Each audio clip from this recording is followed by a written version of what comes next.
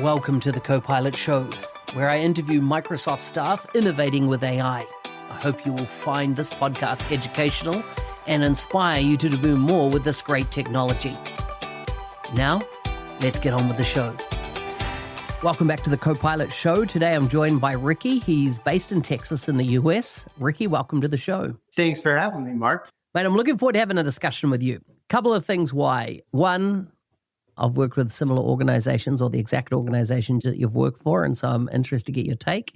I see you've recently returned to Microsoft. But before we go there, food, family, and fun, what do they mean for you? Yeah, so like you said, Mark, I'm based out of Texas here in the United States, and we are home to some great barbecue. And so I love to smoke meats. Really, my specialties are ribs and pork butt, but I wouldn't necessarily say those are Texas traditional. I've knocked down the best. And so those are the ones I typically try and make. And, when you make that, you're having friends over.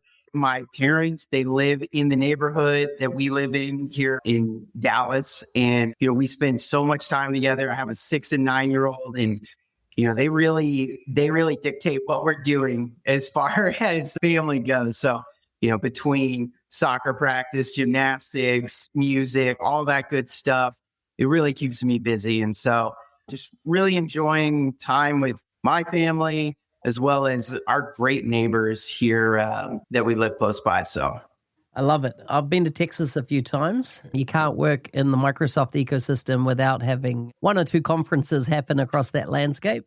So yeah, definitely been there. And, I love how you guys are passionate about barbecue.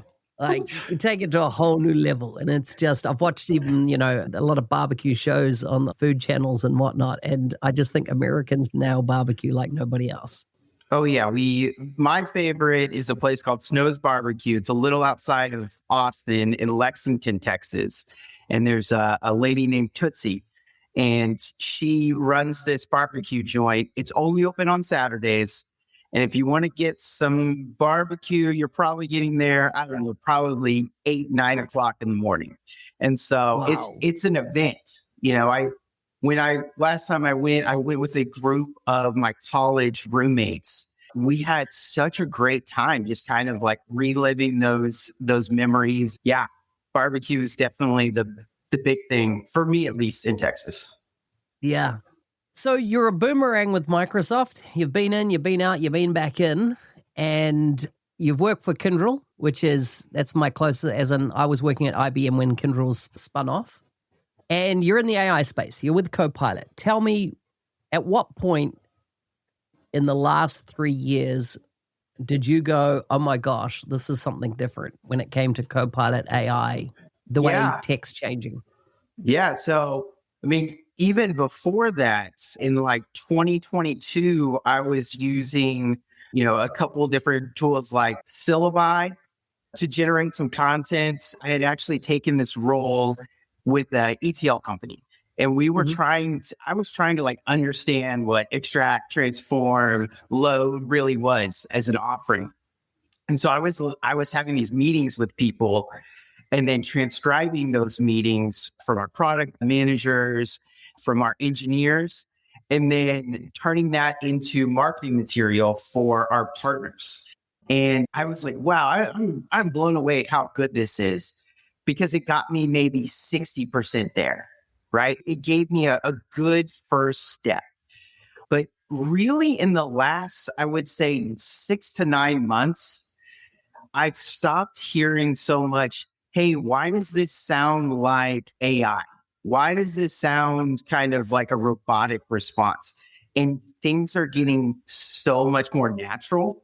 And I think that has really changed the landscape. And I'll say just in the past few weeks using the Cowork product, so Microsoft's Cowork product, we've been able to leverage it internally. It is amazing the content that we've been able to generate, just the campaigns that you're able to build out. And it is such a unbelievably great tool that I can't wait for others to use. But I would say things have been changing rapidly in the last 6 to 9 months that have really changed how I look at AI tools, how I look at Copilot, and I think how others are looking at it too. How are you addressing in the market? There's been a lot of upheaval in Microsoft, that seems, particularly in the last 6 weeks.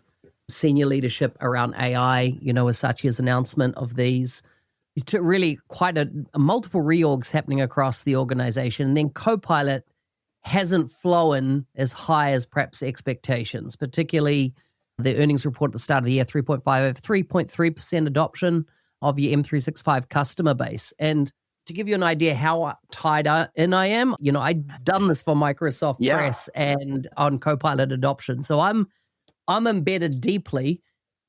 And because I've been in the Microsoft ecosystem 30 odd years, I know that Microsoft might not start winning the game at the start, but they tend to in the long run. And how are you feeling about the more 2026 type changes that you're seeing in Microsoft in regards to Copilot? And, I got a call 2 weeks ago from a Fortune 50 company, and I'm in New Zealand, right? I'm at the bottom of the world. I'm not in that market in the US. Sure. And their scenario was, we have got Copilot in our organization. We've got ChatGPT. We've got Anthropic. Anybody can have anything they want. This is a wealthy organization, right? Everyone's got what they want. He goes, the problem is I need them all to be on Copilot. And I've got to get people back from having all these AIs, which of course they all say they're enterprise grade, but there's enterprise grade when it comes to data security, and then there's Microsoft, right? And they're not the same thing. Microsoft has a massive history of data governance, security, and making sure that if you're set up right, data doesn't leak out of your organization and or is accessible to others. But of course, the big providers that have been in AI, for the last 4 or 5 years say they're enterprise grade. But I don't think, as I say, these stories are the same. And so I often take that as an avenue for discussion with organizations that want to make sure they're not going to leak their IP into models. What are you seeing? Are you seeing the same thing I'm seeing? And then how are you kind of rescuing companies back into the Copilot fold? Because we know it's ultimately going to get there and be totally epic. And, like, as you say, co-work's just a game changer. Yes. I hate using that word, but it is phenomenal, right? You can achieve, what I've been able to achieve in the last 2 weeks with co-work is mount your face off phenomenal. How are you having these conversations? Yeah, no, this is a very common scenario that we're running into. We have organizations that want to make their end users, their employees, happy with the generative AI tool. And they're not really sure what the best first step is. And one solution is exactly what you're describing. Hey, let's just get a bunch of licenses and see what sticks. And then maybe we'll just pick one. And what it kind of reminds me of is maybe a decade ago when Teams was first kind of coming out, but everyone was really leaning towards Slack, right? Everybody was like, oh, Slack. And Teams, it was struggling. And eventually, Microsoft got around to properly packaging it with the Microsoft suite. They've learned a lot of lessons and they made Teams, a very proper productivity tool. I mean, I think it's a great communication tool, great collaboration tool. And I look at Copilot and I see a very similar path. The one thing that Copilot really does well that other tools don't is that it's agile. If at a certain point, you're going to be able to offer the ability to use Copilot through OpenAI models, and then you're going to have the Anthropic models. Now you've got the best of both worlds. On top of that, you were mentioning the enterprise data protection, right? So now I know that I have the same protection that I have within my OneDrive, within my entire tenant within 365. Those rules and guidelines follow me as I use Copilot. And then one of the things that we really pride ourselves on is that the information that you're doing within your tenant with Copilot doesn't leave. You're not training the model. And it's a very secure way of leveraging Gen AI. Final piece is everything. If you're using an M365 Copilot license, and I know our naming conventions aren't the best, right? But if you're using an actual license and you can leverage your work data and, our new layer of work IQ, well, now that generative AI tool, Copilot, knows you. It has access to your data, and now you're going to get better results that are work related. And so that's how I look at Copilot. ChatGPT, Claude, they all have their own space that are really great. I look at Copilot and I say it's a perfect enterprise work solution because, so many of these organizations are already leveraging Microsoft, and it just falls in there. The last piece I would touch on is here in May, we're going to be launching Agent 365. And with Agent 365, that's your governance tool. And as soon as governance gets into play with all the agents that companies are going to start leveraging, that's going to be another differentiator, because you're not only going to be able to govern the agents that you build through Microsoft, but if you have third-party agents, they're also going to be able to be monitored there, governed. And I think that's going to be a big piece that's going to allow Copilot to become a better product, and it's going to have a better adoption pattern as we move forward with that. Rolling out Microsoft 365 Copilot licenses isn't enough. You need an adoption plan to get people using it well. In our new book, published by Microsoft, we offer a practical guide to successful Copilot adoption. Many leaders believe in the why of Copilot and AI, but they need guidance on how, from practical frameworks to enabling champions and measuring impact. Get your copy of Microsoft 365 Copilot Adoption now from Amazon, or find a link in the show notes. Yeah, I couldn't agree with you more around the value coming in the interface, being able to switch models. And I feel that because Copilot was originally released with old OpenAI models, and then we've seen this transition the last 6 to 9 months where OpenAI will announce today and tomorrow it's in the product. Like, awesome. And that's the type of parity you'd want to see. Now, this week I've seen Anthropic models available in the chat experience, not just the researcher or the analyst type agents, in that interface. And I think there's a massive opportunity for Microsoft, as I say, to lean into the UI for AI. Like, nobody wants every single piece of SaaS software they have to have its own AI. Right. Because then staff are like, okay, ServiceNow, do I need to use a ServiceNow AI when I'm doing ServiceNow stuff? Do I need to use the SAP AI? Now when I'm like, no, Copilot could be the interface for everything, like you've seen, as you said, with Teams. And I think massive opportunity there and massive opportunity with Copilot. They're bringing back customers that and I did an interview with somebody in Microsoft that run the entire adoption program for internal to Microsoft. She actually forwarded my book. And the thing is, she said that what they noticed in Microsoft, that when a person was, let's say, skeptical, concerned, fearful, maybe all these things of AI, it was always a colleague that brought them back in. Like, a colleague was like, hey, I'm doing this. And they're like, wow, you can do that? Wow, that's epic. Rather than a piece of training or mandated from management. How are you translating that out with the customers that you're seeing in the field and really getting that kind of adoption rhythm that is not just a training course? Yeah, it can happen in a couple of different ways. One, I totally agree with that example. When you are looking to get someone who's on the fence with using Copilot, with using really any generative AI tool, you really have to give them something that's worth their time to try. And you do that by finding a champion in that business unit or with a leader. And that's one of the things that I really try to harp on with my customers is whenever I'm talking to someone in the C-suite, one of the very first questions I ask them is, what is your experience with Copilot or ChatGPT or whatever they're using? And they're like, what are your challenges? What are your successes? have you shared that with your team? Have you let them know what you're doing with the product?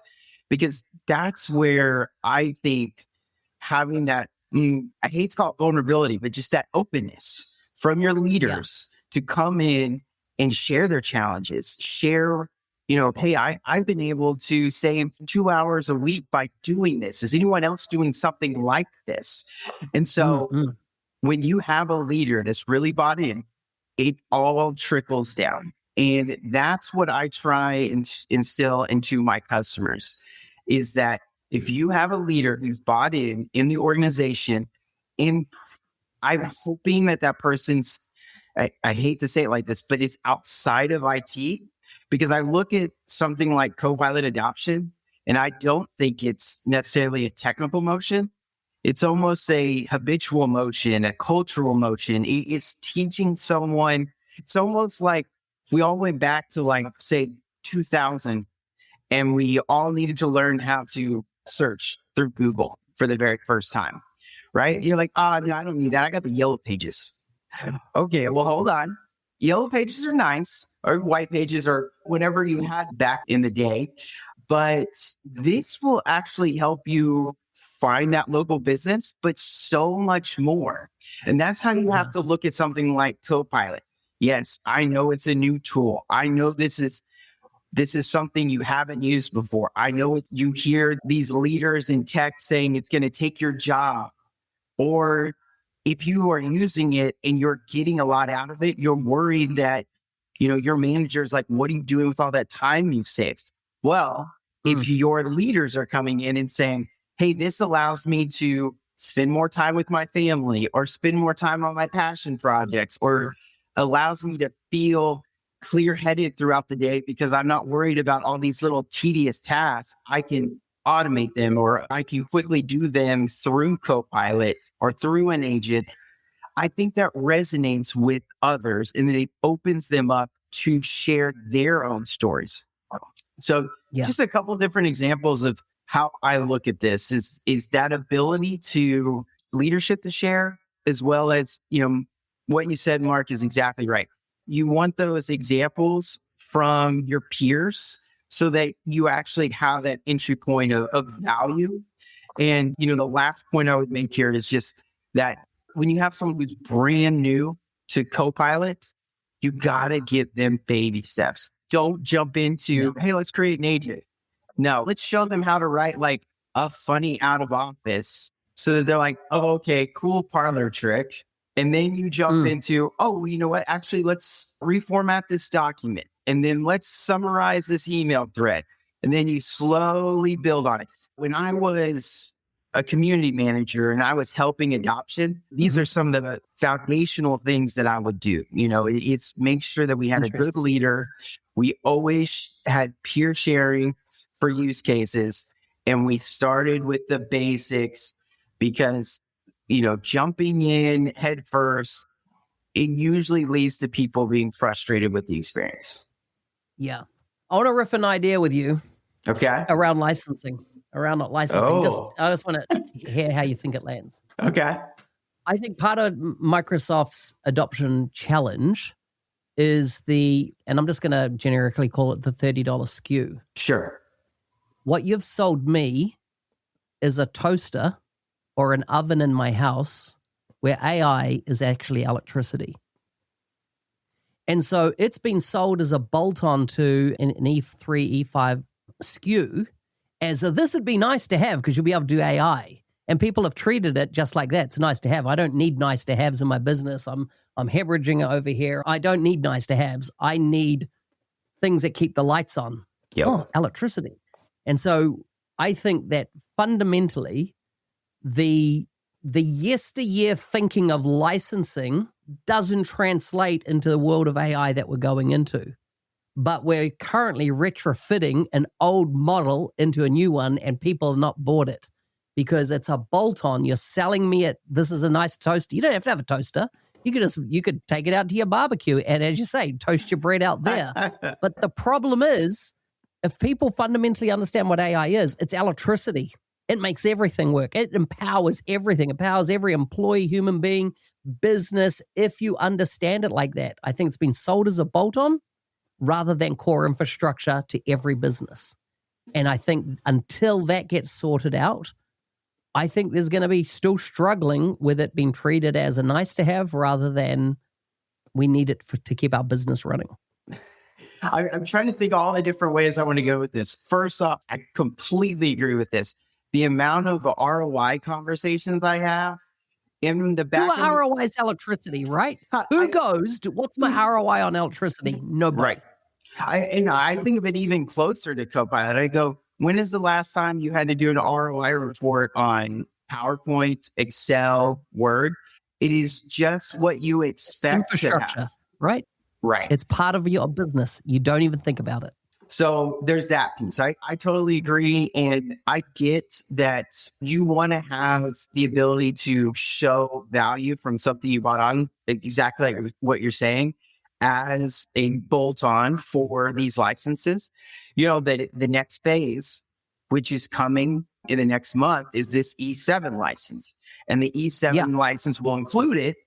And I think that's going to start that pattern of we no longer have to have a conversation of this being an add-on, but it is an essential tool that drives your organization to being more productive, more efficient, and being more creative in your day-to-day work.